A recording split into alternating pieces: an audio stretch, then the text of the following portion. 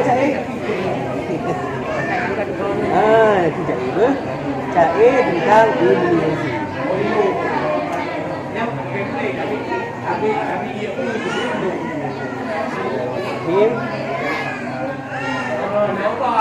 Allahu Allah, Allahu Rabbi. Rahmat Tuhan beri berganda-ganda. Batin berpesan tentang imunisasi. Menganduri wahai saudara. Selawat salam wahai dan umi kepada Nabi yang akhir masa. Lepas tak penting imunisasi dan tumbuh bayi dan kaum Hawa. Ruh cair di bawah. Wanita subur dengan lagi imunisasi wajib kita bertingkat-tingkat imunisasi wajib neduri wahai saudara.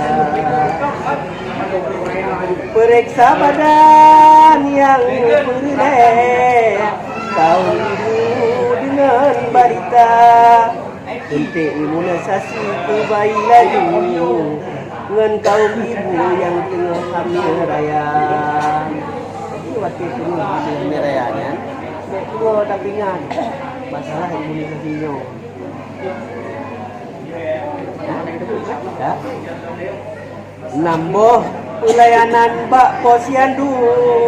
Hai kaum ibu bek sagai lupa dan nambah. Ingatlah hati sabit di minggu. Bek ragu-ragu wahai kaum mak. Yang pun pelayanan nerima laju. Imunisasi dibantu ke anu balita.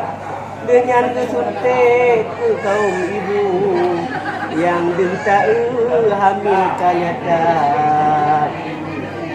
Jadi yang pun pelayanan kepada anu balita. Yang kedua Pak Posyandunya pelayanan tadi itu ke kaum ibu yang hamil di kenyataan. Yang kedua dia dulu kan di kenyataan. Dan 6 bulan lah. Yang han punya kenyataan itu kehamil. Kalau kira kehamil. Yang kedua tu mahai tengku bayi laju ke timang segera. Pelayanan kesehatan yang boleh laju ke kaum ibu yang hamil raya dan raya. Put oralit tinan gebantu limong dengku keluarga berencana. Nah pelayanan oralit. Alian pelayanan keluarga berencana nanti di posyandu. Yang keenam terbang cipta kamu tentu balita berbantu dengan vitamin A. Jadi kenapa yang keenam tujuh vitamin. Yang keenam. Yang ketugas awak posyandu dalam membantu masyarakat desa. Maka sembahyang beragu-ragu posyandu laju jadi cair pakat kurang ya posyandu.